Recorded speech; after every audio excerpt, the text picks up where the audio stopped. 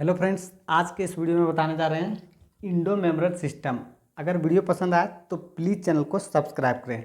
देखिए, Indo membrane system होता क्या है। सबसे पहले इसका इंट्रोडक्शन समझते हैं। तो देखिए, कुछ ऐसा काम होता है जो बहुत सारा लोग मिल करके काम करते हैं और कुछ ऐसा काम होता है जो कि इंडिपेंडेंटली काम करते हैं। यही डिफिनेशंस एक दूसरे को अलग करता है। तो नाम से ही पता चल रहा है इंडो, ठीक है। मतलब इंडो मतलब किसी के अंदर में, जैसे मान लीजिए एक ये सर्कल है, ठीक। तो इस सर्कल के अंदर में जितना भी है ये एक से दूसरे से मिल करके काम करता है और ये सर्कल के बाहर जो है ये अकेले काम कर लेता है। तो उसी तरह से यहाँ सेम डिफिनेशन देखने को मिलता है। जैसे इसके अंदर में जो काम करता है, इसके अंदर में जो होता है इसका नाम है, एक है इंडोप्लाज्मिक रेटिकुलम, दूसरा है गोल्गी अपेटस, तीसरा है सिस्टर गोल्गी अपेटस, सॉरी सिस्टर ने बोल दे रहे हैं यहाँ पे। उसके बाद लाइसोजोम्स है और चौथा जो है इसको बोलते हैं वैक्यूल। तो यहाँ पे जो अंदर में रहता है इसको एक दूसरे से मिल करके काम करना होता है। हालांकि देखिए, इसका मतलब ये है कि ये जो है ये किसी जरूरी नहीं इंडिपेंडेंट और डिपेंडेंट, इसका मतलब अलग होता है। कोऑर्डिनेट यहाँ पे लिखा हुआ मिलेगा एनसीईआरटी किताब में, तो यहाँ पे ये समझाने की कोशिश कर रहे हैं। ये वाला मान लीजिए ये है क्या, माइटोकॉन्ड्रिया, और ये वाला है क्लोरोप्लास्ट, इसको मान लीजिए पेरोक्सीजोम्स। तो देखिए ये वाला, ये क्लोरोप्लास्ट किस में प्रेजेंट होता है, ये प्लांट सेल में प्रेजेंट हो जाएगा, और ये जो माइटोकॉन्ड्रिया किसका है, ये एनिमल का है।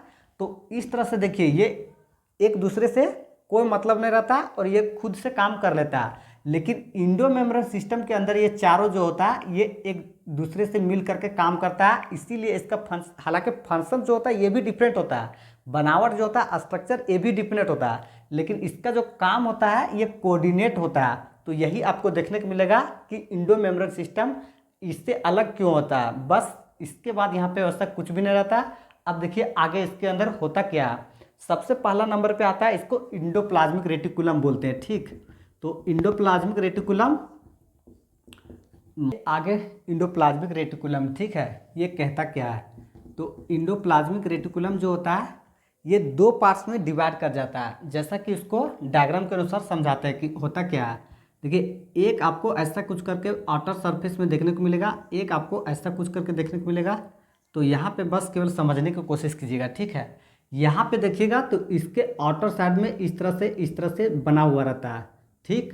तो ये जो प्रेजेंट होता है इसको बोलते हैं क्या, राइबोसोम्स। अब ये राइबोसोम्स जो अटैच होता है जिसके पास, इसको बोलते हैं रफ इंडोप्लाज्मिक रेटिकुलम। तो ये जो पार्ट्स डिवाइड हो जाता है ये दो में हो जाता है, रफ इंडोप्लाज्मिक रेटिकुलम, और दूसरा जो हो जाता है ये आपको ऐसा देखने को मिलेगा। तो यहाँ पे समझिए, देखिए इसके पास कोई भी चीज़ आउटर सरफेस में यहाँ पे प्रेजेंट नहीं है, तो इसको क्या बोलेंगे, ये जो देखने को मिलेगा ये स्मूथ देखने को मिलता है, प्लेन देखने को मिलता है, इसीलिए इसका नाम जो हो जाता है ये हो जाता है स्मूथ इंडोप्लाज्मिक रेटिकुलम। और यहाँ पे थोड़ा सा प्लेन देखने को नहीं मिलता है, इसलिए इसका नाम हो जाता है रफ इंडोप्लाज्मिक रेटिकुलम। अब देखिए इसके बाद यहाँ पे एक्स्ट्रा क्या होता है, एक देखने को मिलेगा लुमिनल क्या होता है, एक बोलेगा एक्स्ट्रा लुमिनल क्या होता है। तो जो अंदर वाला हिस्सा होता है, ठीक है, इसको बोलते हैं लुमिनल, और जो बाहर वाला हिस्सा होता है इसको बोलते हैं एक्स्ट्रा लुमिनल। यहाँ पे इससे ज़्यादा मतलब सवाल उससे करेगा नहीं। अब इसमें देखिए इंपॉर्टेंट क्या होता है, तो यहाँ वाला जो होता है और यहाँ वाला होता है, ये दोनों का जो फंक्शन होता है एक दूसरे से बिल्कुल अपोजिट होता है। तो यहाँ पे समझिए रफ इंडोप्लाज्मिक रेटिकुलम जो होता है ये वाला हिस्सा ये होता है प्रोटीन का सिंथेसिस साइट, और ये वाला जो हिस्सा होता है ये होता है लिपिड यानी कि फैट का सिंथेसिस साइट। तो यहाँ पे ये बहुत इंपॉर्टेंट हो जाता है, इसलिए इसको ध्यान रखिएगा कि प्रोटीन का सिंथेसिस साइट ये हो जाता है और ये फैट का सिंथेसिस का साइट हो जाता है। और इस तरह से यहाँ पे जो होता है ये इंडोप्लाज्मिक रेटिकुलम जो होता है ये कंप्लीट हो जाता है। अब नेक्स्ट जो है इंडो मेम्ब्रेन सिस्टम के अंदर उसको देखते हैं, ये है गोल्गी अपेटस। देखिए गोल्गी अपेटस क्या कहता है, गोल्गी अपेटस ये जो होता है ये एक्चुअल में होता है न्यूक्लियस के नज़दीक होता है। देखिए इसका भी डायग्राम थोड़ा सा आप ध्यान रख लीजिएगा, ऐसा कुछ करके इस तरह से मिलेगा और ये आप समझ लीजिए न्यूक्लियस है। तो ये न्यूक्लियस के क्या है, ये न्यूक्लियस के बहुत क्लोज रहता है और यहाँ पे देखिएगा तो इस तरह से अटैच होगा। तो ये दूसरे से जो एक दूसरे से अटैच होता है इसको बोलते हैं सिस्टरने, और इसको जो भी आप पढ़ सकते हैं किस्टरने, ठीक है। तो इसको ये यहाँ पे फॉर्मेशन देखने को मिलता है। इसका अधिकतर सवाल बनता है कि इसका फॉर्मेशन किस्टरने का कहाँ पे देखने को मिलता है। तो ये इसका फॉर्मेशन जो देखने को मिलता है किसके अंदर, ये गोल्गी अपेटस के अंदर देखने को मिलता है। अब इसके बाद देखिए इसका जो मेन फंक्शन होता है इसको क्या करते हैं, इसका मेन जो फंक्शन होता है गोल्गी अपेटस का, ये किसी भी मटेरियल को क्या करता है, ये पैक करने के काम करता है। तो इसको ध्यान रखिएगा, ठीक है, पैकेजिंग मटेरियल, ठीक है, ये इसमें रोल प्ले करता है इसका सबसे खास। अब इसके बाद भी इसका दो बहुत इंपॉर्टेंट फंक्शन हो जाता है। एक हो जाता है कि ग्लाइकोलिपिड और दूसरा हो जाता है ग्लाइकोप्रोटीन का जो सिंथेसिस का साइट होता है ये यहीं पर होता है, गोल्गी अपेटस ही होता है। ग्लाइकोप्रोटीन ये होता है और दूसरा जो होता है ग्लाइकोलिपिड, ये दोनों का जो सिंथेसिस का साइट होता है ये कहाँ पे होता है, गोल्गी अपेटस में। अब देखिए नेक्स्ट जो बात करेंगे इसको बोलते हैं लाइसोजाम। अब लाइसोजाम जो होता है ये उतना ज़्यादा इम्पोर्टेंट नहीं है, लेकिन थोड़ा बहुत लाइसोजोम, ठीक है, ये जो है ये बहुत ज़्यादा इम्पोर्टेंट नहीं होता। तो लाइसोजोम जो होता है इसमें बेसिकली प्रेजेंट जो होता है ये ऑल टोटल जो होता है उसको बोलते हैं हाइड्रोलिटिक एंजाइम। अब ये हाइड्रोलिटिक एंजाइम नाम से ही पता चल रहा है कि किसी को भी क्या करेगा, डिग्रेड करने का काम करेगा, डाइजेस्ट करने का काम करता है। जैसे कि यहाँ पे मिलेगा कार्बोहाइड्रेसेस, प्रोटीएसेस और लैपेस, ठीक है। तो ये कार्बोहाइड्रेट, प्रोटीन, फैट और न्यूक्लिक एसिड जो होता है हमारे शरीर में, इसको ये डाइजेस्ट करने के काम करता है। तो यहाँ पे इतना ही ध्यान रखेगा कि हाइड्रोलिटिक एंजाइम किसके पास प्रेजेंट होता है, तो लाइसोजोम। अब इसके बाद सबसे लास्ट नंबर जो आता है इसको थोड़ा समझते हैं, गोल्गी बोलते हैं, वैक्यूल होता है, ठीक है। तो वैक्यूल का यहाँ पे देखते हैं वैक्यूल कहता क्या है। वैक्यूल का जो है ये थोड़ा सा बहुत ज़्यादा इंपॉर्टेंट हो जाता है, क्योंकि वैक्यूल जो है ये न्यूक्लियस में नहीं, ये साइटोप्लाज्म के एरिया के अंदर प्रेजेंट होता है। तो साइटोप्लाज्म के एरिया के अंदर में प्रेजेंट होता है। तो यहाँ पे आपको एक बहुत अच्छा छोटा सा टर्म मिलेगा, टोनोप्लास्ट, ठीक है। टोनोप्लास्ट ये एक टर्म देखने को मिलता है।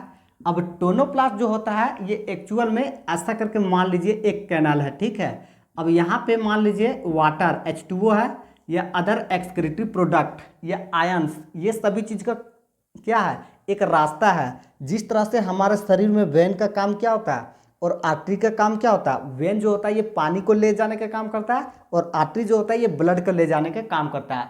सेम कंडीशन इसके पास होता है। तो टोनोप्लास्ट की खास बात यह है कि टोनोप्लास्ट बोलेगा कि किस चीज़ से बना हुआ रहता है। तो ध्यान रखिएगा इसके पास ये बना हुआ रहता है सिंगल मेम्ब्रेन, ठीक है। ये बहुत इंपॉर्टेंट है, इसको ध्यान रखिएगा। सिंगल मेम्ब्रेन से बना हुआ रहता है, यानी कि इसका आउटर कवर जो होता है ये एक ही मेम्ब्रेन से बना हुआ रहता है।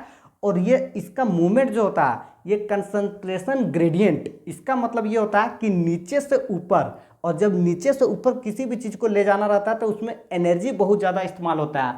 तो इसलिए जो होता है ये एनर्जी वाला प्रोसेस वाला हो जाता है। तो प्लांट में देखिएगा, अगर तुलना करते हैं कि प्लांट के केस में से क्या होता है, तो ये सवाल बन जाता है कि प्लांट के केस में से टोनोप्लास्ट का रोल क्या होता है, या फिर बोलेगा कि वैक्यूल का रोल क्या होता है। तो ध्यान रखिएगा, अगर प्लांट का केस इस तरह से हम समझा देते हैं कि अगर इसके केस में बात करेगा तो वैक्यूल का जो रोल होता है ये किससे ज़्यादा हो जाता है, ये साइटोप्लाज्म से ज़्यादा हो जाता है।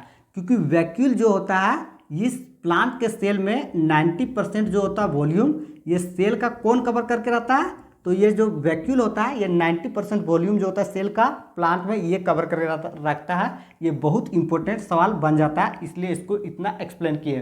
टोनोप्लास्ट का डेफिनेशन बहुत इंपॉर्टेंट हो जाता है। अब इसके बाद जो बात करते हैं ये है कॉन्ट्रैक्टाइल प्रोटीन और कॉन्ट्रैक्टाइल वैक्यूल और फूड वैक्यूल। इसका काम क्या होता है, देखिए एक मिलेगा आपको अमोइबा, ठीक है। अब इसके अंदर जो प्रेजेंट होता है इसको बोलते हैं कॉन्ट्रैक्टाइल